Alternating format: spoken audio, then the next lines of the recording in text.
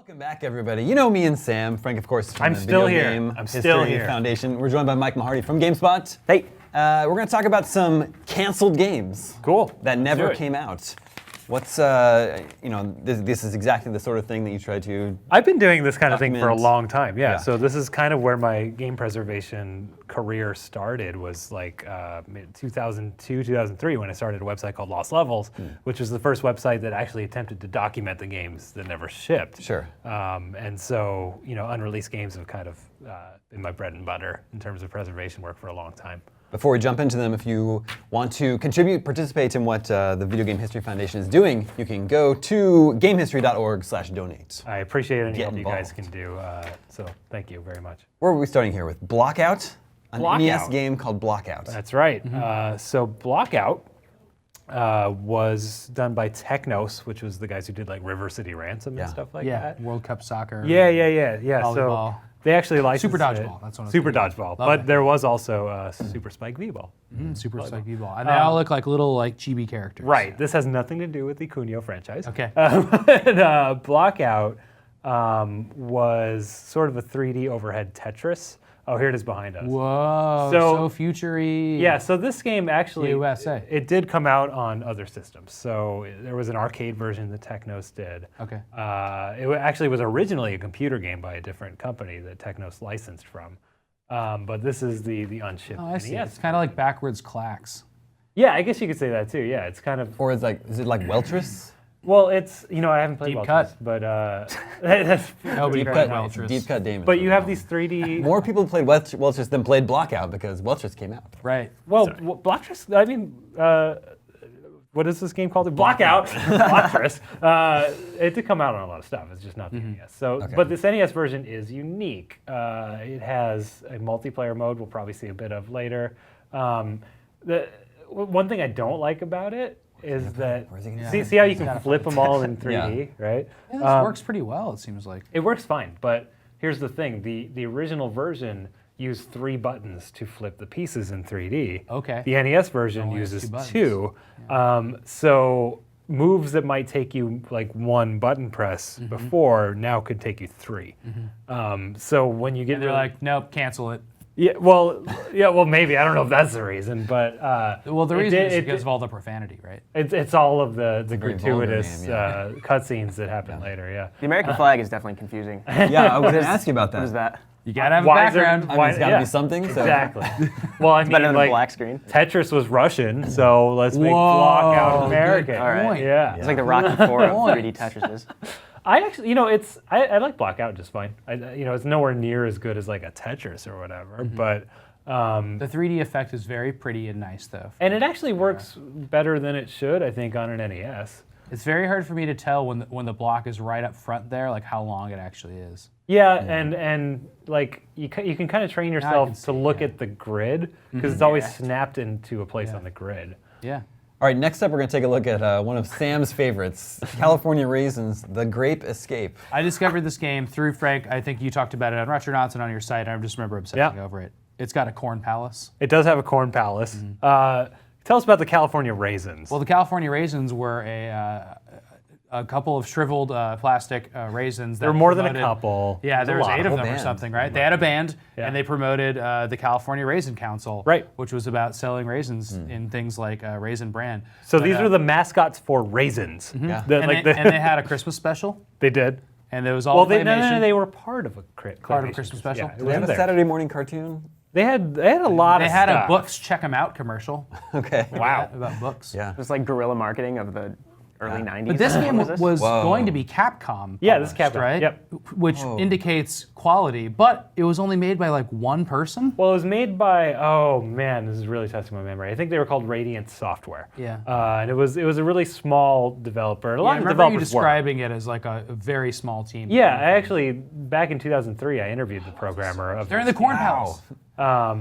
But it wasn't uncommon for a developer to be that small. Like a contractor that someone like Capcom would hire was often a 1 engineer sort of thing, and this is no exception. And it had decent music and stuff too. Right? Yeah, and it had Capcom like dead levels. ends where you just Yeah, die. yeah. Isn't that great? And this animation. game's not terrible or anything. It's just short and kind of late NES, short but pretty. Yeah, it's I remember this game, was previewed a lot in the magazines. In fact, Game Players Magazine gave it the cover story 1 month. So for this game that didn't end up shipping. Tough month.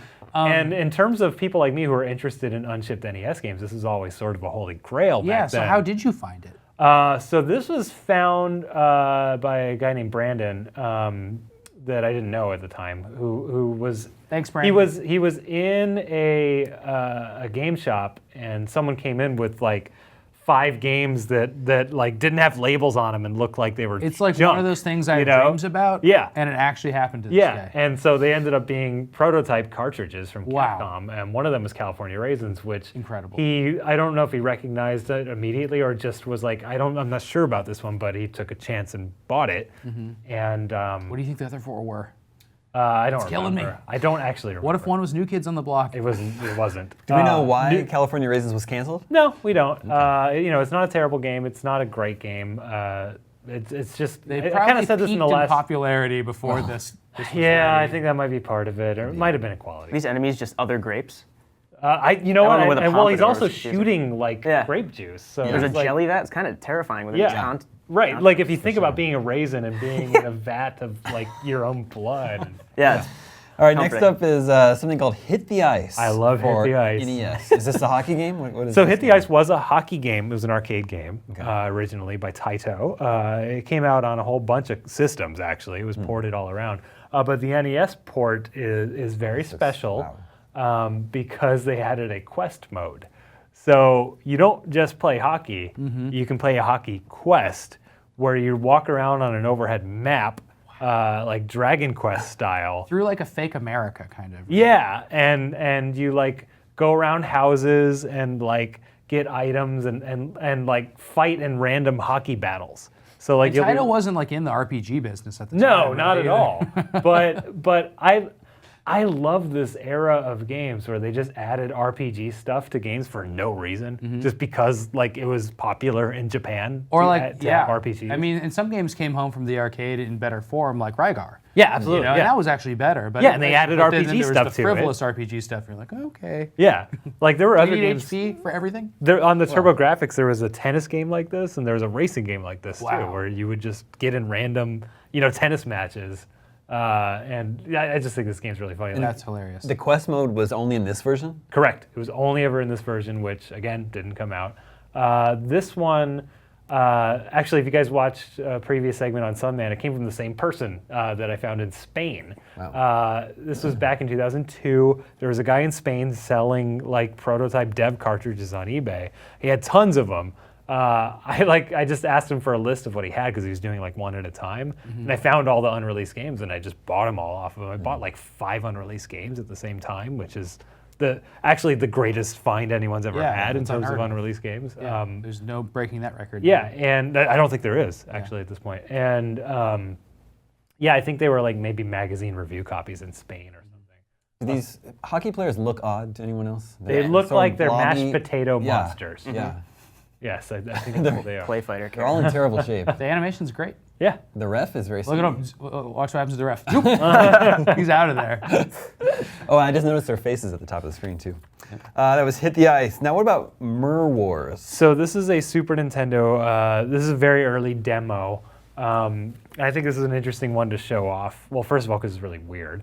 But Mode 70 is heck. yeah, exactly. But second, it's like, yeah. It's, yeah. This Oh, is, okay. So like I don't think a lot of Merman. people get to see games when they're this early. Like this is basically a proof of concept, right? Okay, It's so like, it's like, look what we can do. right, exactly. It's like, all right, we found a cool Whoa. mode 7 effect we can do.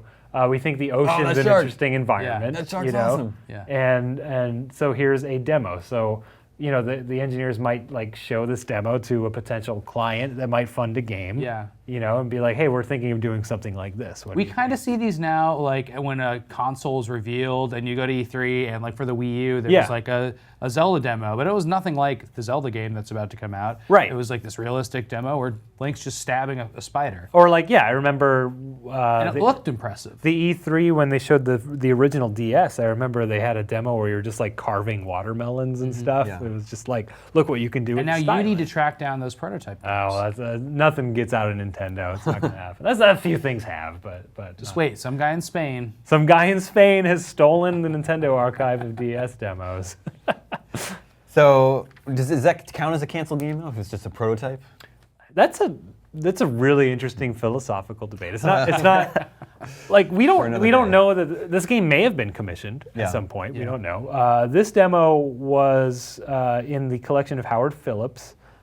He used to be the games master at Nintendo, and he actually left Nintendo to produce games for THQ, among other people. And he I always suspect. had a bow tie. Yes, he did. He thinks Bill Nye stole it from him. Ooh. I suspect that this was a demo that was sent to him at THQ to evaluate. Cool. And the next one actually is, if you don't mind me next taking one, over the segue here. Another Super Nintendo game, Reactor. Yeah, and this was this is another very early demo for the Super Nintendo that Howard Phillips had. And thank goodness he held on to this stuff because like we get these weird peeks into the Incredible, past, especially for Nintendo stuff. Yeah. So this was done by Argonaut, who was the British developer that actually like worked on Star Fox and I think might have co-developed the Super FX chip. Don't quote me on Amazing. that. This game is awesome. Yeah, and it's just 3/4 overhead, shooter demo where. It's so short, right? It's like 1.5 level. Right, because again, this was not. They're not going to try to make a whole game out of this. It's And just- you're Boba Fett. you're Boba Fett shooting vacuum cleaners.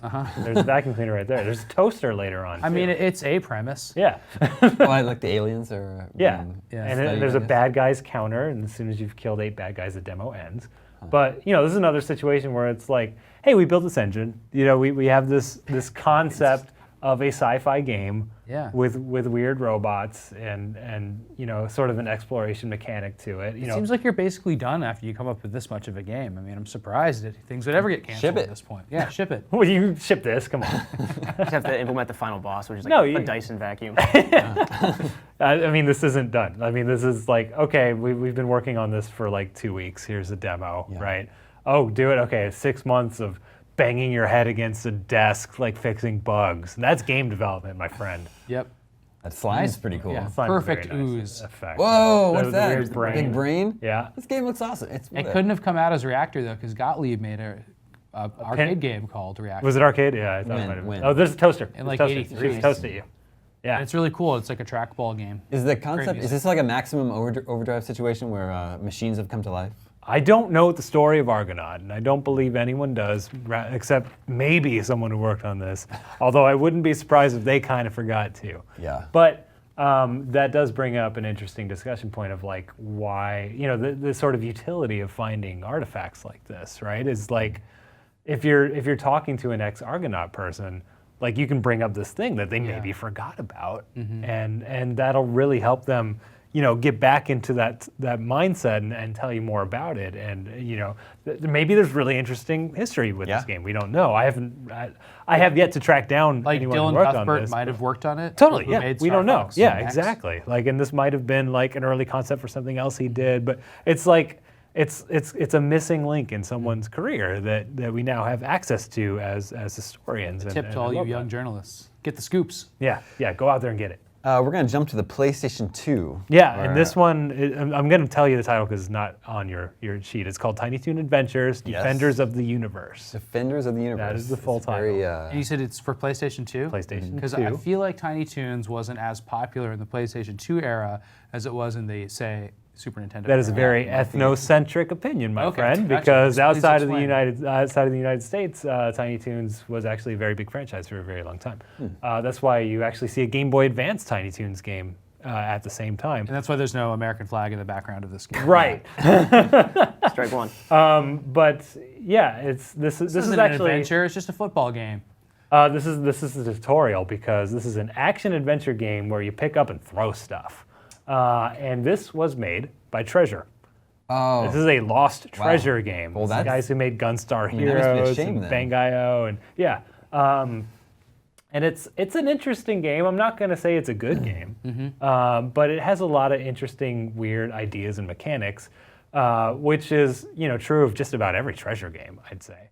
And again, this is a situation where like if you're studying treasure, one of the best respected developers of our time Yeah, you Like, can always shame them with this. well, it's not a bad game. It's no worse than some of their other games, honestly. But like they have a lot of not great games, but they always have ideas, you know. And I've always respected them for that, for just having wild ideas and executing them. You know, unfortunately, you're just kind of seeing the tutorial level here. Yeah. Because it does take that ball throwing mechanic and actually throw you into an adventure after this. That's cool. But you know, again, I think it's really cool to here you are like getting to class through broken glass. Jeez. Like, what is happening? Walking on broken It's like, glass. did you ever go to school? It's like You a don't remember hallway. this? Remember at school?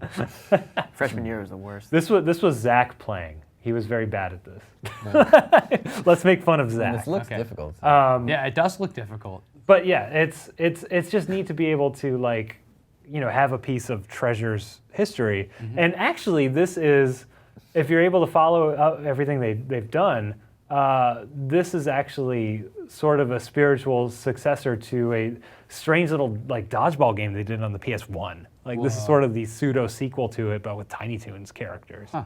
So this is an example of a later generation canceled game that's actually interesting to look at. So some developer yeah. there is dedicating his or her entire career to figuring out the perfect dodgeball game. Any cost. You know, maybe he's still working on it. I don't know. Maybe they've prototyped a dodgeball game for every system. We don't know. Super deep cut. There's like a mini game, dodgeball game at the beginning of Banjo-Tooie. Yeah. With like those Mayan statues. This Mayan sort of kickball. reminds me. It was kickball. It was a Totally kickball. different sport. You can tell. It's a different limb. Right? Yeah. Well, they're see, kicking soccer balls. So here my you are in a defense. later level, and you have like this alien that follows you around that's a It ball. was just like that, though. You're right. And you kind of throw bombs around and fight people. It looks this nice. Are you inside something? I think it might be 4-player too. think I you're haven't tried. inside Taz's belly. It looks Yeah. pretty. Yeah, Is this a full game? It seems to be a full game. It's very fully featured. Yeah. It's just crazy. That means millions of dollars went into it. I don't know and about just- millions. Maybe, don't think so? Maybe a million. I don't know. I mean, Look, I game I- development around the year 2000. Yeah. Maybe not was that expensive yet. But I mean, I've been in development for over 3 years, and a million sounds like a lot to me. But maybe we just don't have the right clients. That sounded so bad. I love you, clients. all right, the next one is actually we're jumping back to the Sega Master System. We are. Dooley the Dinosaur. Dooley the dinosaur. Spent a long time with Dooley and Frank last week. It was great. Yeah, we hung out. Kind of my favorite thing. Dooley the dinosaur. I don't think we have audio for this, unfortunately. But okay. So Dooley the dinosaur was a cartoon character in Korea, and Oh, this looks awesome. and in Korea there was a development scene for the 8-bit Sega systems, like the Master System and the Game Gear, and they made this game for the Korean market, and it was released there. Fine, but there was a publisher here in the U.S. They were called, what were they called? The Ultimate Game Club. And they were licensing these games from Korea, including Dooley the Dinosaur. And it's funny, if you launch this game and it starts up, you get a Sega Master System FM rendition of Nirvana's "Smells Like Teen Spirit" is the theme song of this Like game. verse, choruses, and bridge. Yeah, they whole song. transcribed the song. The solo. The reason that is, according to stories, is that the American publisher sent them a mixtape of American music of the time, saying, you know, this is to inspire you for And your they just copied composition. it. They just went for But it. they just went Yeah. for it. Yeah. So what's in there? Smells Like Teen Spirit. Spin Doctors, Two Two Princes. Princes. Yeah. Yeah. And then two Soup Dragons tracks, which apparently I've researched since then as a popular kind of like UK Britpop band from the early 90s. Okay, like I vaguely remember the Soup Dragons. Yeah, and now I know them I because couldn't of tell Dooley. you what songs they did. But And then also Ugly Kid Joe's Everything About You. oh, wow. Yeah, we Jeez. like Oh, three you have people to play watching Rochambeau. remember this. Let's but- toss. Yeah. Oh, and it's not a very good game, and you I say that now. Let's toss. Yeah, you have to beat this guy at Rochambeau to be able to get out of here. But you know, it's cute. Like I think he's supposed to sort of be a Terminator parody in this level. Yeah, he's different costumes. For Yeah, I was thinking young Leonardo. yeah, Yeah. And if you Yeah. lose the Oh, sure. Rochambeau, you have to play the level again. yeah, and just scrolls forever. Not a great game, but like a really fun artifact piece of history, and actually like it's really fun to be able to study Korean game development in the early 90s, which is not a thing that any of us had access to. But because of people like tracking down these cartridges and extracting the data off of them, and through tools like emulation, like we're able to actually see what Korean game development was, and I love that. One other localization chestnut in this is that it shows a scene between levels in which the dinosaur is a completely off-model, like realistic, cool dinosaur. Yeah, they render him in a very like Western-friendly way. Yeah, he kind of looks like Sonic Extreme. He's like jumping towards the camera. Right, but also sort of reminiscent of Disney's Dinosaurs, the show. Yeah. Like by the early '90s, even the Master System was totally dead here in America. Oh, and but actually, apparently in Korea, it was fine. And I should make a very quick point that in America, that was going to be released on the Game Gear, the handheld, but the Game Gear was compatible with Master System software. So it was literally a Master System ROM and a Game Gear cartridge. I see. It also saved millions of AA batteries for that game. And do you think the US release was canceled because of the licensing issues? No, that company actually announced 3 games, released none of them. I think their publishing division just never got off the ground. They were a mail order company. They sold used games in the backs of magazines, and they decided to publish their own too. Oh man. Yeah. All right, this last one I think is the one I'm most excited for. This game is called Steven Seagal is the Final Option. That's right. For Super Nintendo. Super Nintendo, Steven Seagal, action star. There he is, right there. Super Nintendo era is like the height of Steven Seagal movies. For sure. And this, oddly, confusing era for everybody. Oddly, this is not based on a Steven Seagal movie. Yeah, but it's not. Steven Seagal's not actually in the game, is he? Well, it's like a lookalike. Oh, that is one of his stunt doubles. Okay. I actually found an article from back then that explained that it was a stunt double that filled in for him. But obviously, this is of the Mortal Kombat era. Yeah. Pit Fighter. Where They exactly. took photos and digitized them, basically. Yeah, exactly. You can choose where you respawn. Yeah, but there's a limit. Yes, I love how he spins. Did Steven Seagal ever warp in movies? I've never seen him warp in a movie. I've seen him break bones. Yeah. I've seen him join police forces. I think that's real life, though. Sad little jump. Oh, this is a recording of me playing. This is Why did he kill the cop? This is when I discovered you have a gun and there's no concept of ammo, so you can just shoot everybody. Oh, okay. My life became a lot easier. It looks like his default stance is holding an invisible shotgun right there. Yeah. Oh, kinda, yeah. Oh, yeah. I wonder if that's maybe he is actually- invisible shotgunning. Or just like ready to karate chop. That's probably what maybe it is. it's It's probably knowing a him. Steven Seagal action pose. If I know Steven Seagal, it's probably the latter. So this was like, game's they obviously disturbing. put a lot of real money into this, like Yeah. licensing Steven Seagal and developing a game. I don't think it's, Why he blew up? Well, he got burned in the lava, I think. I don't know the prototype we have of this, it's very early. Yeah. Like, because we were able to, with the magic of video editing, make it look like there's a lot going on here, but really it's just a bunch of empty levels with the same bad guys. Well, But it's hard to know how far they got with this. But I would just imagine that it strikes me as being a situation where it's like a licensor, How is that guy like thinks they're conquering they're that, gonna get rich because they got Steven Seagal, Very, right? yeah. Like Steven Seagal's instant money, so they think they just hire someone to make a game and money gets printed. But it just seems to me like the actual game development part of this was pretty amateur, and they would have never really had a hit. And I think it just got. I would imagine they just kind of blew their budget and canceled the thing. well, it's interesting to me. Wouldn't you? Yeah, This I would definitely blow the budget. Yeah. This graphic style was more common in like fighting games. I can't think of very many like scrolling action games that use this digitized. There was that graphic bad style. Mortal Kombat one. You remember? I don't remember that one. It was Sub-Zero's Mortal Kombat Quest. Mythologies, Yeah. Sub-Zero. Sub-Zero, something. And it was a platformer, and he looked like just muddy and terrible, and you hopped around in it. Yeah. It's kind of like Flashback a little bit, but that's not real people, though. That's just rotoscope. Rotoscope, yeah. Or Narc is maybe another example. Sure. They use Sure. And that's actually a scrolling action game. Yeah. But cool look. this was Mortal Kombat is a big hit. Do Mortal Kombat, but with Steven Seagal. Totally. Yeah. And this was for like Super Nintendo. It never made it out to any other platforms. Nope. No. I don't even know if they might have announced it for Sega. I forget. It's been literally years since I I love the researched slow this game. approach of the enemies. Yeah, and the weird It's great. half kicks and. Maybe he's walking a dog they never drew in.